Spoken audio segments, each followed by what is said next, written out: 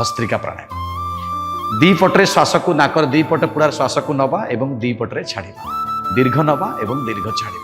प्राणायाम कला बेले पूरा आनंद मस्त ही खुशी खुशी प्राणायाम करंतु समाधान निश्चित आपण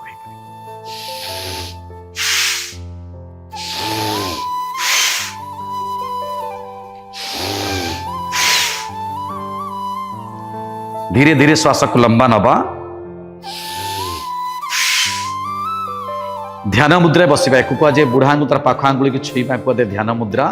श्वास को धीरे धीरे लंबा नवा एवं धीरे धीरे श्वास को छाड़ा